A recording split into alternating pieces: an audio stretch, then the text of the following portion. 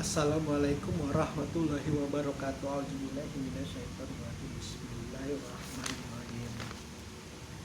Likullil imrim minhum yauma izin syanu yukni.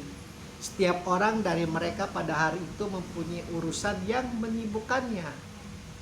Dan urusan ini bukan urusan main-main, tapi urusan yang akan mereka terima selamanya, kekal abadi di dalamnya. Itu mereka termasuk golongan ahli surga atau ahli neraka.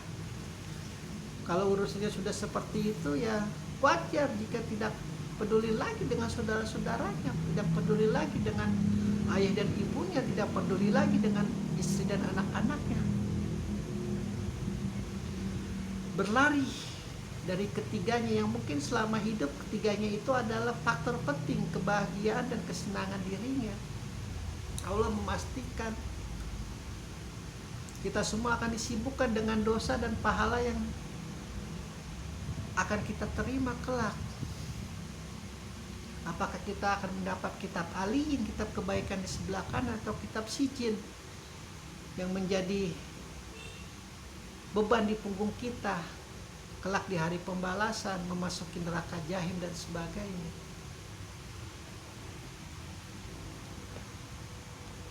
Urusan yang bukan main-main, urusan puncak.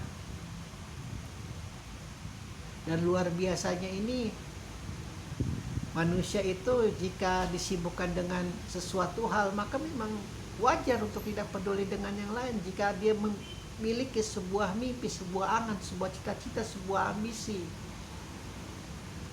terputus semua. Terkadang kita melihatnya itu suatu hal yang tidak lazim.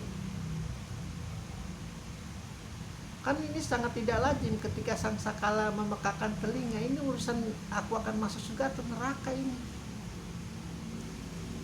Sementara kalau dinilai-nilai, ditilik-tilik, pahalanya sangat sedikit dibandingkan dengan maksiatnya, dosanya, kesombongannya, ujubnya, takaburnya, riyanya. Makanya wajar jika umat Islam itu sangat mendapatkan syafaat Rasulullah yang Allah janjikan. Sangat wajar karena memang sekali lagi Allah itu mentakdirkan kita masuk surga.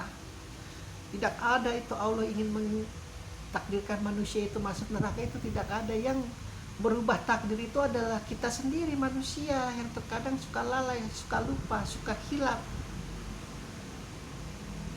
dan suka dengan dinindak bobokan dengan kasih sayang Allah itu lebih cepat datangnya daripada azabnya. Ya, kadang-kadang kita suka terlena seperti itu.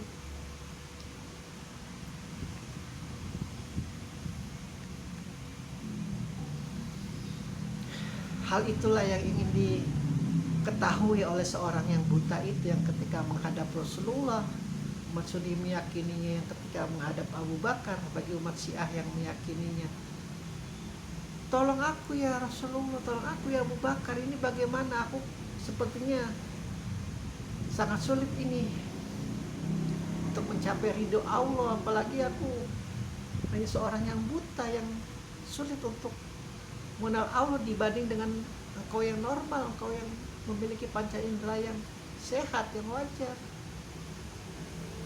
memiliki hati seperti Umar yang ketika mendengar Al-Quran, padahal dia jahiliyahnya, jahatnya, luar biasa jahanamnya, tapi ketika mendengar ayat suci yang dibacakan oleh saudara perempuannya atau adiknya atau siapapun itu, langsung menangis hatinya, ingin menerima pelajaran dari Rasulullah, ingin menerima pelajaran dari Abu Bakar, namun berpaling dan bermuka masam. Itulah sebabnya Allah tidak suka dengan sifat yang ingin jalan tol. Udah, kita Islamkan saja dulu ini pembesar-pembesar kafir Quraisy. Insya Allah lah kalau yang besar-besar ini sudah masuk Islam, yang cere-cere, yang buta ini juga yang di hadapan kita gampang lah masuk Islam. Sangat muskil ini jika ini Rasulullah, sangat muskil. Artinya dalam sekejap Rasulullah dihinggapi bisikan lanatullah. Memang ada benarnya klaim Syiah, namun ada benarnya juga klaim Sunni. mungkin memberi pelajaran. Sekelas Rasulullah saja aku murkai, aku jauhkan dia pembatasannya. Anta, bukan lagi kaliumlo, bukan lagi kalimulo di ayat kita sebelumnya. Kamu, dia mengkamukan Rasulullah.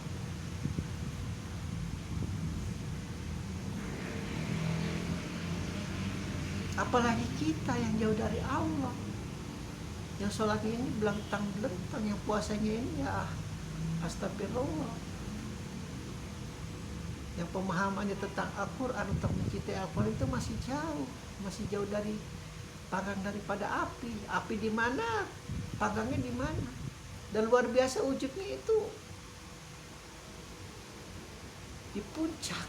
Itulah luar biasa kalau laknatullah sudah menghinggapi akal kesadaran anak cucu Adam. Bangga dengan kemaksiatan, bangga dengan kejahatan. Semakin besar dia bercerita ke ahli maksiat ini bahwa dia berhasil menggarap uang rakyat, dia berhasil menipu banyak orang, dia berhasil banyak memusnahkan orang. Bangga. Dari kebanggaan itu, insya Allah Al-Quran menyatakan, Al-Quran yang menyatakan kebanggaanmu itu nanti urusannya dengan aku. Kau sibukkan dengan urusan-urusanmu itu yang kau dulu bangga-banggakan, kemaksiatan yang kau bangga-banggakan, kejahatan yang kau bangga-banggakan, kecurangan-kecurangan yang kau bangga-banggakan. Dulu di dunia kau urusannya dengan manusia. Wajar kalau mereka bisa kau bodohi, bisa kau tipu.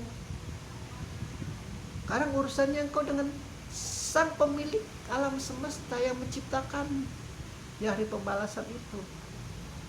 Sibuk, luar biasa sibuk. Urusannya itu mereka dengan apa yang harus mereka pertanggungjawabkan kelak. Karena ini urusannya kekal. 1 hari 1000 tahun.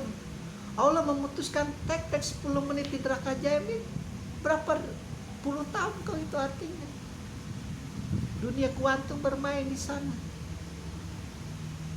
Yang sudah kita dengan ahli ilmuwan, teknologi, teknokrat sudah mempercayai itu adanya dunia kuantum. 1 hari di sini berbeda dengan 1 hari di planet Mars. Sama seperti itu surga juga. 1 hari di surga, 1 hari di neraka, 1000 tahun dipastikan. Kehidupannya dengan di dunia lamanya luar biasa. Sementara malaikat-malaikat Allah tidak pernah capek untuk melayani mereka di surga, tidak capek untuk mengajak mereka di neraka. Jadi wajar kalau luar biasa takutnya itu.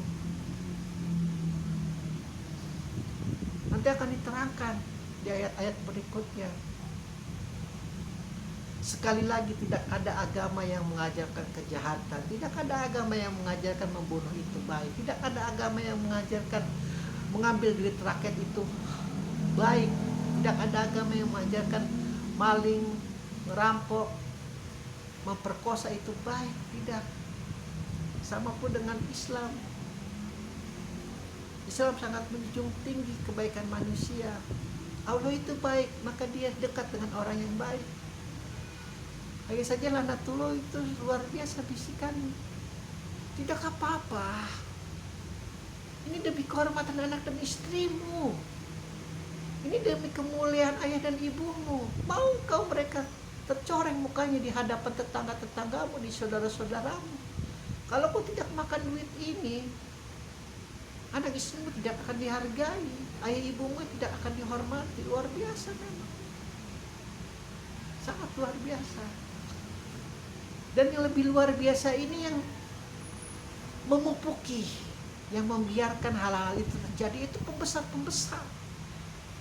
Presiden-presiden, Perdana Menteri, jika tahu ada keburukan dan didiamkan karena takut dengan dunia mafia yang ada di belakangnya, ya jangan salah nanti pertanggungjawabanmu juga. Allah cuekin saja di hadapan hari pembalasan. Engkau ketika melihat sistem pemerintahanmu itu tidak baik dan engkau akan diam saja, sama Allah juga nanti akan diam saja. Pura-pura bego. Allah itu pencipta, kau pura-pura bego di dunia, Allah bisa lebih pura-pura bego lagi. Dia lebih jago aktingnya.